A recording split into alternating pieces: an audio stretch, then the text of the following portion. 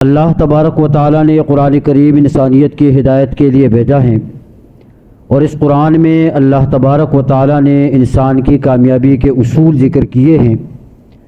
کئی ساری جگہ پر اللہ پاک نے اس کا تذکرہ فرمایا اور مسلمانوں کو ترغیب دی کہ وہ راہ راست پر اور صراط مستقیم پر چلنے کی کوشش کریں۔ اسی وجہ سے انسان کو جس طرح اپنا ظاہر پاک کرنے کی انسان کوشش میں لگا رہتا ہے، اور صبح و شام ہماری کوشش ہوتی ہے کہ ہمارا کپڑا صاف ستھرا ہو، ہمارا لباس پاکیزہ ہو، ہمارا جسم صاف ستھرا ہو۔ یہ ظاہری نشو و نما میں ہر بندہ لگا رہتا ہے کہ ہمیں کوئی آدمی برا نہ کہے، میلا کچیلا نہ کہے، گندا نہ کہے، وگرنہ اگر کسی نے ہمارے لباس کے اوپر انگلی اٹھائی تو ذات مجروح ہو جاتی ہے، لوگ برا بلا کہنا شروع کر دیتے ہیں۔ اس میں ہم اپنی کمزوری اور کمی محسوس کرتے ہیں۔ اس لیے ہماری کوشش ہوتی ہے کہ جب ہم اپنے دفتر جاتے ہیں، اپنی فیکٹری، کمپنی اور اپنی دکان کی طرف جاتے ہیں تو پاک اور صاف ہو کر ہم نکلنے کی کوشش کرتے ہیں۔ یہ ظاہر کی صفائی ہے۔ اسی طرح ایک انسان کا باطن ہوتا ہے۔ ظاہر کا تعلق وہ ظاہری ایک معاشرے کے ساتھ ہوتا ہے، اور باطن کا جو تعلق ہے وہ اپنے اللہ کے ساتھ ہوتا ہے۔ ظاہر جس طرح پاک اور صاف کر کے ہم جاتے ہیں آتے ہیں، اسی طریقہ سے ہم سب نے اپنے باطن کو پاک اور صاف کرنے کی کوشش کرنی چاہیے۔ باطن پاک اور صاف ہوگا، اس میں چیزیں نظر نہیں آتی، دل انسان کا باطنی نظر نہیں آتا، روح باطنی ہے نظر نہیں آتی، اسی طرح مختلف ساری چیزیں ہیں۔ لیکن جب باطن پاک اور صاف ہو جاتا ہے، پھر انسان کے ظاہری معاملات بھی ٹھیک ہو جاتے ہیں، کافی ساری جگہوں پر انسان کو کامیابی مل جاتی ہے۔ پیغمبر پاک صلی اللہ علیہ وسلم نے ایک موقع پر ارشاد فرمایا کہ بھئی یہ جو دل ہے نا، دل کو زنگ لگ جاتا ہے، ان القلوب لتصدع۔ جس طرح لوہے کو پانی لگنے کے بعد لوہے کو زنگ لگ جاتا ہے، اسی طریقہ سے دل کو بھی زنگ لگ جاتا ہے۔ صحابہ کرام نے فوراً پوچھا وما جلاؤہا یا رسول اللہ، کہ اللہ کے رسول اب دل کو زنگ لگ جائے تو صفائی کا طریقہ کیا ہے؟ کس طریقے سے ہم اپنے دل کو صاف کریں گے؟ رسول اکرم صلی اللہ علیہ وسلم نے دو باتیں ارشاد فرمائی۔ ایک یہ ارشاد فرمایا کہ موت کو کثرت کے ساتھ یاد کیا کرو، اور دوسرے نمبر پر یہ فرمایا کہ بھئی اللہ کا ذکر کثرت سے کیا کرو۔ اور ایک جگہ ہے کہ بھئی ذکر اللہ و تلاوت القرآن، کہ اللہ کا ذکر کثرت کے ساتھ کرو اور قرآن کریم کی تلاوت کثرت کے ساتھ کر لیا کرو۔ یہ اعمال کریں گے تو ان اعمال کے کرنے کی وجہ سے اللہ دلوں کے زنگ کو ختم کر دیتا ہے۔ ایک اور حدیث میں رسول اللہ صلی اللہ علیہ وسلم نے فرمایا کہ ایک آدمی ہے وہ گناہ کرتا ہے تو اس کے دل پر ایک سیاہ نقطہ لگ جاتا ہے، سیاہ کالا۔ دوسرا گناہ کیا، دوسرا لگا، تیسرا کیا، تیسرا لگا، اب توبہ نہیں کرتا، اللہ کی طرف رجوع نہیں کرتا، گناہوں کے اوپر گناہ کرتا جا رہا ہے، تو وہ جو دل ہے اس کے چاروں طرف گولائی میں اس طرح کالے نقطے لگنا شروع ہو جاتے ہیں۔ ایک وقت ایسا آ جاتا ہے کہ اس آدمی کا دل پورا کالا ہو جاتا ہے۔ کلا بل ران علی قلوبہم ما کانوا یکسبون۔ اب یہ جو دل جب کالا ہو جاتا ہے نا، تو آپ کے علم میں ہے کہ دل یہ عقلی میں بدن ہے، جسم کے اعضاء کا بادشاہ ہے۔ اب بادشاہ جو حکم دے رعایا عمل کرے اس کے اوپر، وزیر اعظم صاحب جو حکم دے نیچے بیٹھنے والے اس کے اوپر دوڑ کر عمل کریں۔ دل حکم دیتا ہے آنکھ کو، آنکھ جا کر دیکھ لیتی ہے، کان سن لیتے ہیں، زبان بول لیتی ہے، پیر چلنا شروع کر دیتے ہیں، ہاتھ ہلنا شروع کر دیتے ہیں، جسم کے اعضاء حرکت کرنا شروع کر دیتے ہیں۔ یہ دل کا آرڈر ہے، اور دل آرڈر نہ کرے نہیں ہوتا۔ اب مجھے بتائیں، بادشاہ اگر کرپٹ ہو، ملک کا، ریاست کا گندا ہو، تو اس سے امید کی جا سکتی ہے کہ وہ بہتر فیصلے کریں؟ بولو یار، اس سے امید کی جا سکتی ہے کہ وہ کوئی اچھی بات کریں، وہ قرآن اور شریعت کی بات کریں؟ وہ خود کالا ہے. جب خود کالا ہے تو سب کالا ہے. اب ایک حبشی تھا, وہ کئی راستے پر جا رہا تھا, حبشی کالا راستے پر کہیں جا رہا تھا, اس کو شیشہ ملا, آئینہ. اس نے کبھی پہلے آئینے میں اپنی شکل دیکھی نہیں تھی. اب جو اس نے شیشہ اٹھایا نا, چہرے کے سامنے کیا, تو اس میں اس کی شکل نظر آئی, اپنی شکل نظر آئی. شیشے کو جب آدمی دیکھتا ہے تو اپنی شکل نظر آتی ہے نا. اس کو جب اپنی شکل نظر آئی تو وہ کالی شکل, کالے ہونٹ, بالکل بڑا عجیب. اس نے غصے میں آ کے شیشے کو اٹھا کر زمین پہ پھینک دیا اور کہا, تو ہے ہی بدصورت, ہے ہی خراب, تبھی تو لوگوں نے تجھے راستے میں پھینک دیا تھا. اچھا ہوتا تو کوئی اٹھا کے اپنے پاس رکھتا. تو مجھے بتاؤ یہاں قصور کس کا؟ شیشے کا. قصور شیشے کا کہ شیشے نے کالا دکھایا. وہ تھا ہی کالا تو شیشہ کیا کرتا؟ اس کی واشنگ تو نہیں کر سکتا تھا. وہ جو تھا شیشے نے وہی دکھا دیا. عرض کرنے کا مقصد یہ ہے کہ جب آدمی خود کالا ہونا, اس کے اعمال سفید نہیں ہوتے. ہاں, جو خود گندا ہو اس کے اعمال صاف نہیں ہوتے. اسی لیے دل بادشاہ ہے جسم کا. دل اگر خود کالا ہے تو آنکھ پھر غیر محرم کو دیکھے گی, زبان پھر دوسروں کی غیبتیں کریں گی, کان پھر دوسرے لوگوں کی چغلیاں سنیں گے, پیر پھر حرام کی طرف چلیں گے, ہاتھ پھر خرابی کی طرف بڑھے گا. یہ سارا ہوگا اس لیے کہ دل کمزور ہے. اور جب دل مضبوط ہو جائے گا تو انشاءاللہ کان بھی اپنا کام ٹھیک کریں گے, زبان بھی ٹھیک چلے گی, آنکھ بھی ٹھیک چلے گی, اور پھر سارا نظام کیا ہو جائے گا؟ ٹھیک ہو جائے گا. دل کی صفائی ضروری ہے. دل کی مولانا شاہ اشرف علی تھانوی رحمۃ اللہ علیہ ہمارے بزرگوں میں گزرے ہیں. ایک بندہ آیا ان کے پاس اور آ کر ان سے کہا کہ حضرت میں آپ سے بیعت کرنا چاہتا ہوں, لیکن میری ایک عادت ہے, میں وہ عادت ختم بھی نہیں کرنا چاہتا. عادت بھی اپنی جگہ پر قرار رہے, توجہ, اور میں بیعت بھی چاہتا ہوں کہ آپ سے ہو جائے. بزرگ تھے بڑے اللہ والے. انہوں نے کہا بیٹا کوئی بات نہیں ہے. قریب کیا, قریب کر کے جب پوچھا کیا عادت ہے, اس نے کہا میری عادت یہ ہے کہ میں عورتوں کو دیکھتا ہوں, غیر محرم عورتوں کو دیکھتا ہوں. جب دیکھتا ہوں تو دل کو سکون محسوس ہوتا ہے. آج کل بھی اکثر ہوتے نہیں ہوتے. ہاں, یہ میری عادت ہے. یہ عادت میں ختم نہیں کرنا چاہتا ہوں, پر آپ سے بیعت بھی نہیں, یہ بھی نہیں چاہتا کہ بیعت نہ ہو, بیعت بھی کرنا چاہتا ہوں.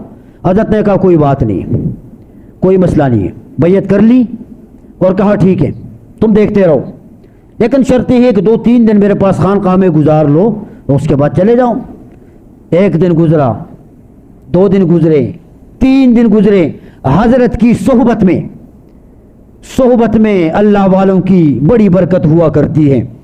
جب 3 دن گزارے نا, اب اس کی نمازیں وقت پر, اس کے معمولات وقت پر, وہ کسی کی غیبت نہ کریں, چغلی نہ کریں, بد نظری نہ کریں, غلط کوئی کام نہ کرے, صحبت شیخ کے اندر اپنا وقت گزار کے 3 دن جب پورے ہوئے تو مرید نے آ کر حضرت سے کہا کہ حضرت آپ نے 3 دن کا بتایا تھا, 3 دن تو گزر گئے, مجھے اجازت دی جائے, رخصت کیا جائے مجھے.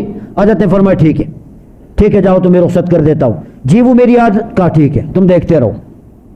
خوش ہو گیا کہ عادت بھی اپنی جگہ بچ گئی اور بیعت بھی, اس کی بھی سعادت حاصل ہو گئی. تھوڑا آگے جا کے نا حضرت نے پھر بلا کر قریب کیا, کندھے پہ ہاتھ رکھ کے فرمایا کہ بیٹے تم جاؤ, جو تمہاری عادت ہے نا وہ کرو, لیکن بس صرف اتنا خیال کرنا کہ اگر کوئی عورت عمر میں تجھ سے بڑی گزر جائے اور تو اس کی طرف دیکھے تو اپنی ماں کی نظر سے دیکھنا. ہوئے ہوئے ہوئے. اور اگر تیری ہم عمر گزر جائیں اور نظر پڑے تو اپنی بہن کی نظر سے دیکھنا, اور اگر چھوٹی گزر جائے تو اسے اپنی بیٹی کی نظر سے دیکھنا. کتنی بڑی نصیحت کی, آپ سمجھ گئے, کتنی بڑی بات بتائی. اب جب وہ بیچارہ راستے پہ جاتا ہے, کہیں جا کے اس کی نظر اٹھ جاتی ہے, تو وہی 3 حیثیتیں ہیں, یا بڑی ہوگی, یا ہم عمر ہوگی, یا چھوٹی ہوگی. اب شیخ کی بات ایک دم یاد آ جاتی ہے. ماں کی نظر سے کوئی آدمی کسی کو دیکھے تو ذہن میں فطور نہیں آتا, بیٹی کی نظر سے دیکھیں، بہن کی نظر. کچھ دن گزر گئے، اللہ پاک نے اس کی وہ عادت ختم کر دی، عادت ختم ہو گئی. باطن کی صفائی ضروری ہے. جب باطن پاک اور صاف ہو جائے گا، ظاہری معاملات انشاءاللہ ٹھیک ہو جائیں گے. دین کے اوپر چلنا بالکل آسان ہے، مشکل نہیں ہے کوئی. یہ مشکل ہم نے پیدا کر دی ہے اور ہم نے اپنے آپ کو مشکلات میں ڈال دیا ہے. اور پھر الزام شریعت کے اوپر، دین کے اوپر، اس کے اوپر انگلیاں اٹھائی جاتی ہیں کہ بھی دین بڑا مشکل ہے، شریعت بڑی مشکل ہے. شیشے کی مثال دے دی میں نے آپ کو، حبشی کی مثال دے دی. خود بندہ ٹھیک ہو، آگے کچھ نہیں ہے، آگے بڑا آسان ہے. اسی لیے قرآن کریم نے یہ دعا سکھائی ہے، اہدنا الصراط المستقیم. کثرت کے ساتھ مانگ لیا کرو کہ اے اللہ ہمیں صراط مستقیم نصیب فرما دے. باطن کی صفائی ضروری ہے، دل کی، روح کی صفائی ضروری. جب روح پاک اور صاف ہو جائے گی، اللہ رب العزت کی معرفت آ جائے گی، اللہ کی پہچان ہو جائے گی. جب اللہ کی معرفت آ گئی، پہچان ہو گئی، مجال ہے کہ کوئی غیر کے سامنے سجدہ کرے، غیر کے در پہ جا کے جھکے، غیر سے کوئی مانگے؟ نہیں، بالکل نہیں. صحابہ کرام رضوان اللہ تعالی علیہ مجمعین کوئی لوہے کے بنے ہوئے تھے؟ بولو یار، وہ ہماری طرح انسان نہیں تھے؟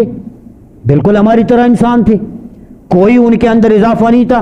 2 ہاتھ ہمارے، ان کے بھی 2 کان ہمارے، ان کے بھی. جو جسم کا نظام ہمارا، وہی جسم کا نظام ان کا. کیوں کہا اللہ نے رضی اللہ عنہم و رضوان؟ قرآن کیوں ترانے گاتا ہے؟ قرآن کیوں بشارتیں سناتا ہے؟ اس لیے ظاہر کو بھی پاک اور صاف کر کے رکھا اور باطن کو بھی پاک اور صاف کر کے رکھا. جب صحبتی نبی میں بیٹھے، باطن کی صفائی ہو گئی، غیر مسلم بھی پھر تعریفیں کریں، کافر بھی پھر تعریفیں کریں. راستے پر سے گزریں اور لوگ کہنا شروع کر دیں کہ اگر چہرے دیکھ کر کوئی آدمی مسلمان ہو جائے تو صحابہ کے چہروں کو دیکھ کر لوگ اسلام لے کر آ جائیں. جنگل کے جانور تابع ہوئے.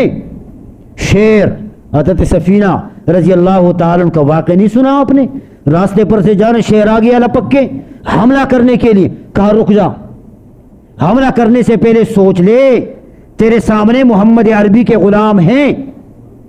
تاریخ لکھتی ہے شیر نے بات سننی تھی کہ دم ہلا کر تابع ہو کر بیٹھ گیا اور بزبان حال کہا سفینہ میرے اوپر بیٹھ جا، جہاں تو جانا چاہتا ہے میں چھوڑ کے آ جاؤں گا. تابع، پانی تابع، آگ تابع، بڑی مثالیں موجود ہیں.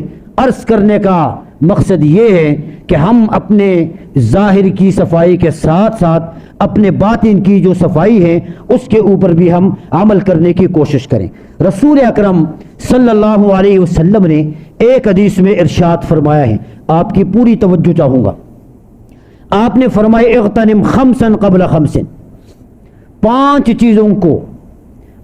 چیزوں کے آنے سے پہلے غنیمت سمجھ لو. توجہ ہے آپ کی؟ کتنی چیزیں؟ 5 چیزیں. نمبر 1، آپ صلی اللہ علیہ وسلم نے فرمایا شباب کا قبل حرم کا، شباب کا قبل حرم کا، وصحت کا قبل سقوم کا، وغنا کا قبل فقر کا، اور وحیات کا قبل موت کا. 5 چیزیں آپ صلی اللہ علیہ وسلم نے ارشاد فرمایا. شباب کا قبل حرمک، اپنی جوانی کو غنیمت سمجھ لو بڑھاپے سے پہلے.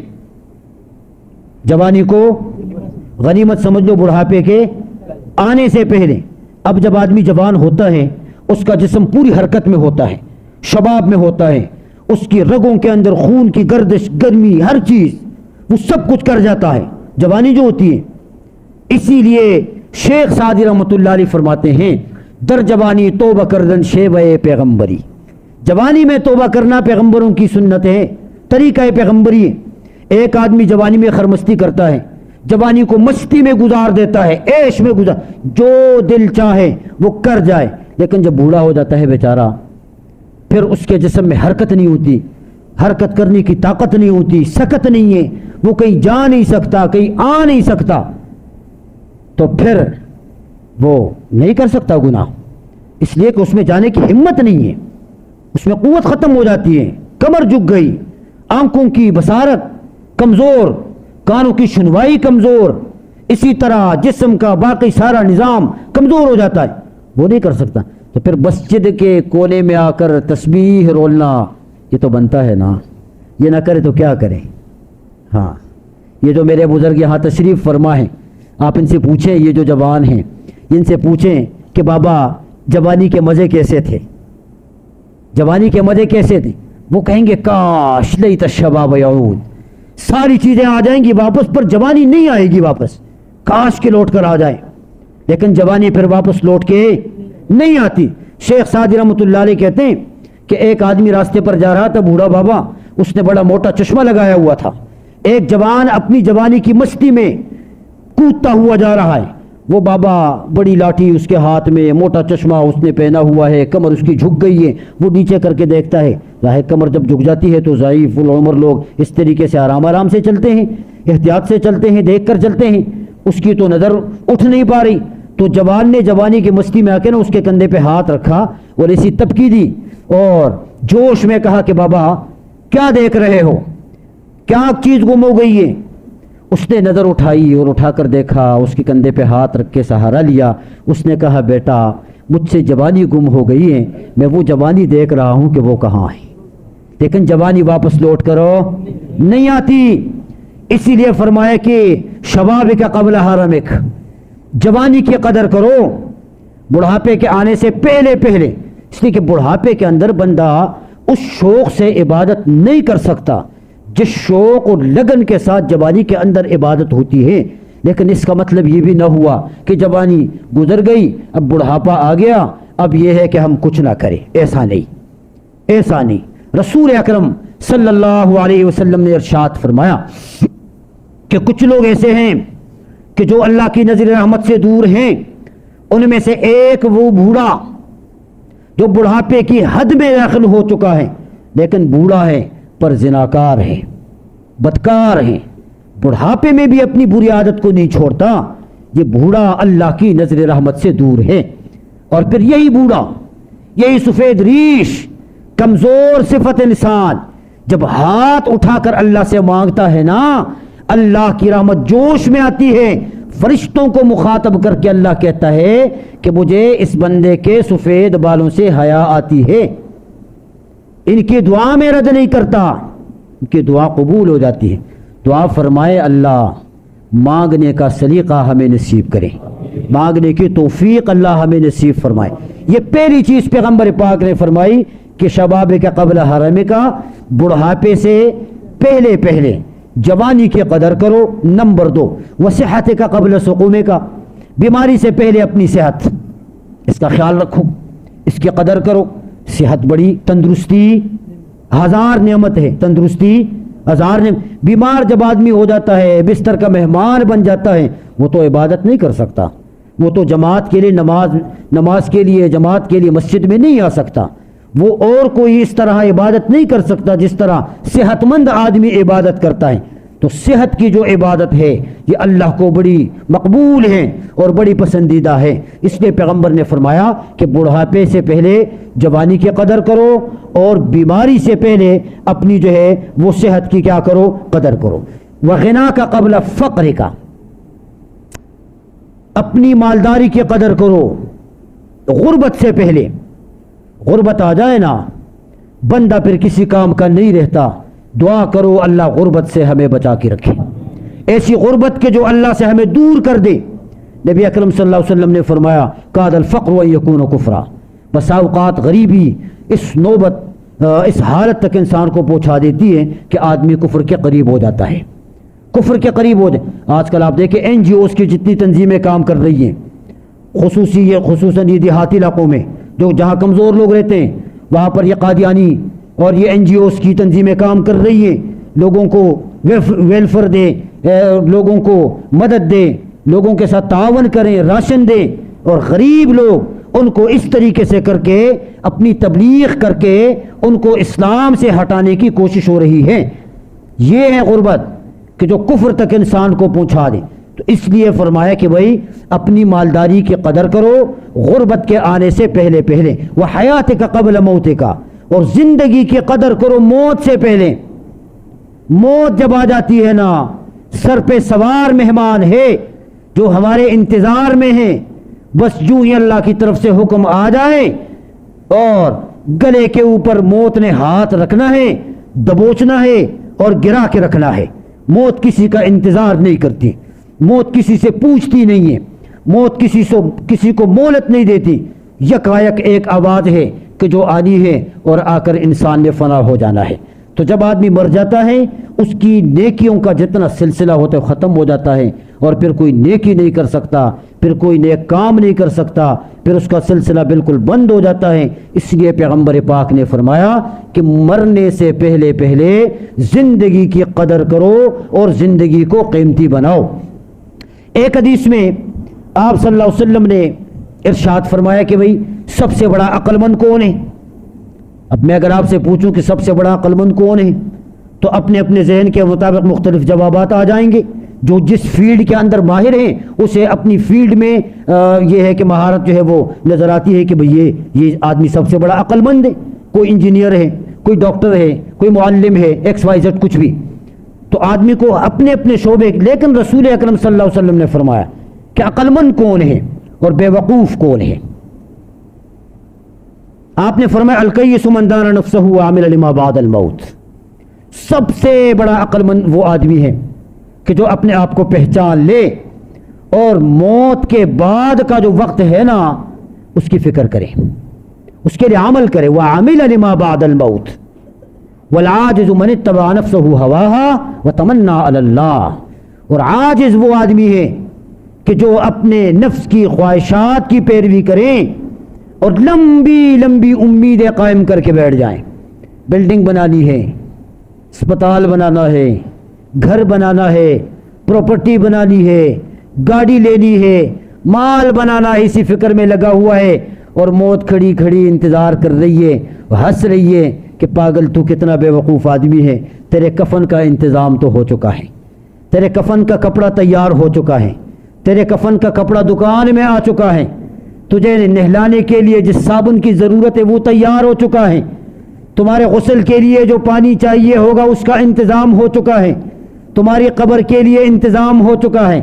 اور یہ کیا کرتا ہے؟ امیدیں باندھتا ہے، یہ کروں گا، یہ کروں گا، یہ کروں گا، اور اوپر سے موت آ جاتی ہے اور سب کچھ ختم ہو جاتا ہے۔ رسول اکرم صلی اللہ علیہ وسلم نے فرمایا کہ سب سے بڑا عاجز اور سب سے بڑا کمزور شخص یہی ہے کہ جو اپنے نفس کی پیروی کرے، خواہشات کی پیروی کرے اور لمبی لمبی امیدیں باندھ کر یہ بیٹھ جائے۔ یہ عقل مند ہیں اور یہ بے وقوف ہے۔ پہچان ہو گئی نہیں ہوئی؟ بولو یار، آپ کیوں اتنے خاموش بیٹھے ہو؟ اس طرح روزہ رکھا ہے سب نے۔ سب سے بڑا بے وقوف اور سب سے عقل مند یاد حضرت بہلول رحمۃ اللہ علیہ کا نام سنا ہوگا آپ حضرات نے، خلیفہ ہارون رشید کے دور میں۔ ان کے خود امام میں سے بھی تھے، دوستوں میں سے بھی تھے، اور کبھی کبھی مذاق بھی کیا کرتے تھے ان کے ساتھ۔ تو اپنے بندوں سے انہوں نے کہا تھا کہ بھئی جب یہ بہلول آئے نا، مجذوب آدمی تھا، جب یہ آئے تو ان کو روکو نا، ان کو چھوڑ دیا کرو، یہ میرے پاس آتا رہے۔ تفریح اور مذاق اور اس طریقے سے باتیں وقت گزرتا تھا۔ تو ایک مرتبہ بادشاہ کے سامنے بیٹھا ہوا ہے بہلول، تو بادشاہ نے اپنی چھڑی نکال لی، لاٹھی، اور ان کے ہاتھ میں دی، اور ان سے کہا کہ بہلول یہ دیکھو شاہی چھڑی ہے، تجھے سب سے بے وقوف جو شخص نظر آئے نا یہ ان کے ہاتھ میں دے دینا۔ لے لی اس نے۔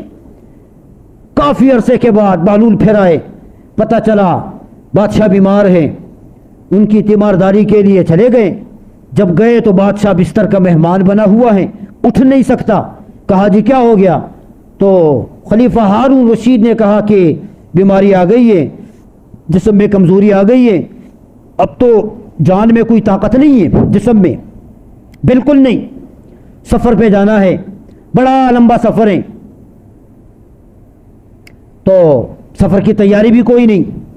بہلول رحمۃ اللہ علیہ نے پوچھا کہ حضرت سفر دور کا ہے بقول آپ کے، تو آپ نے تو بڑی تیاری کی ہوگی، بڑی فوجیں، بادشاہ جو تھا، آپ ہلکا سا بھی آگے نکل جاتے ہیں، فوجیں آپ کے دائیں بائیں، آگے پیچھے، شاہی لباس اور پروٹوکول، اس طریقے سے بڑی حفاظت اور حصار کے اندر آپ آتے ہیں، آپ جاتے ہیں۔ جب اتنا لمبا آپ کا سفر ہے اور آپ یہ بتاتے ہیں کہ بھی تیاری، سفر سے واپسی بھی ممکن نہیں ہے، تو آپ نے تو بڑی اچھی تیاری کی ہوگی۔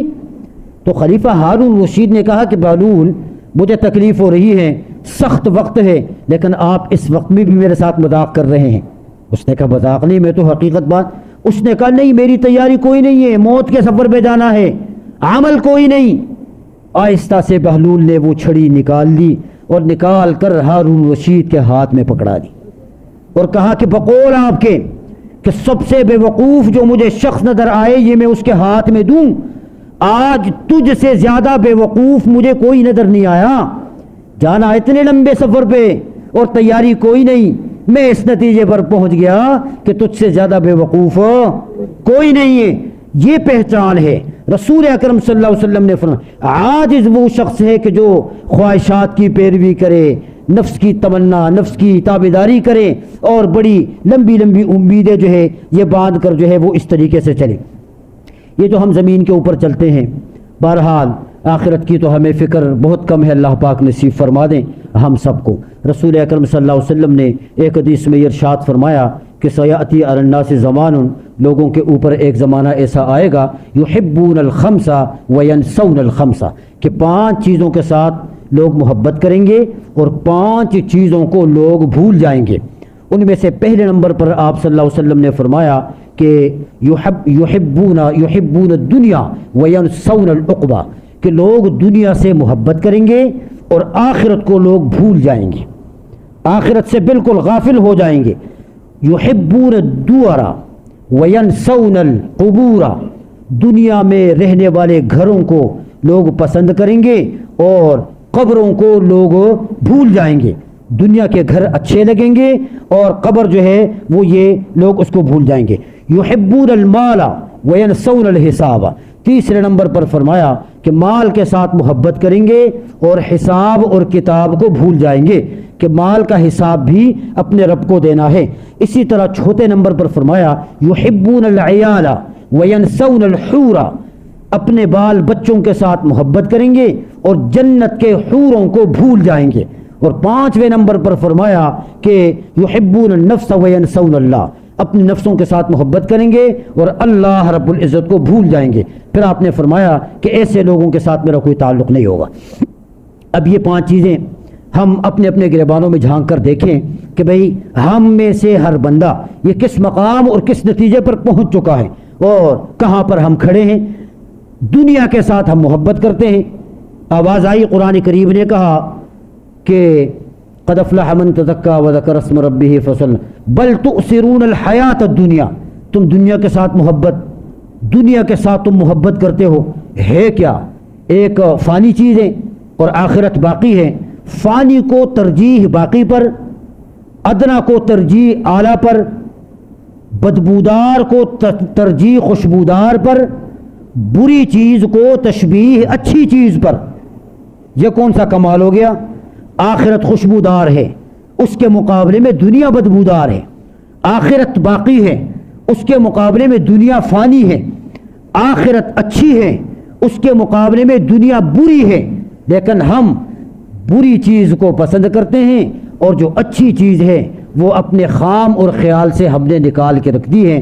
بل تؤثرون الحیات الدنیا، دنیا کو تم ترجیح دیتے ہو، والآخرۃ خیر وابقی، جبکہ آخرت تمہارے لیے بہت زیادہ بہتر ہے اور باقی اور اسی طرح نہ ختم ہونے والی ہے، نہ ختم ہونے والی۔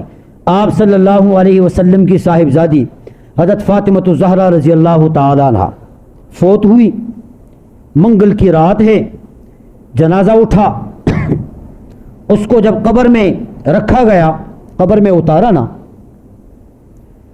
تو آپ صلی اللہ علیہ وسلم کے ایک صحابی حضرت ابو ذر غفاری رضی اللہ تعالی عنہ وہ کھڑے ہوئے تھے، تو فرط غم میں وہ یہ کہنے لگے قبر کو مخاطب کر کے کہ یا قبرو اتدری ما التی جئنا بها الیک، هذه فاطمہ زوجۃ رسول اللہ وهذه فاطمہ بنت رسول اللہ وهذه فاطمہ زوجۃ علی المرتضی وهذه فاطمہ ام الحسنین۔ اے قبر، تجھے پتہ ہے کہ آج تیرے پاس کون آ رہی ہے؟ یہ وہ ہے کہ جو رسول اللہ کی بیٹی ہے، رسول اللہ کی لخت جگر ہے، حضرت علی المرتضی کی بیوی ہے، اور حضرات حسنین کی والدہ ہے، یہ تیرے پاس آج مہمان بن کے آ رہی ہے۔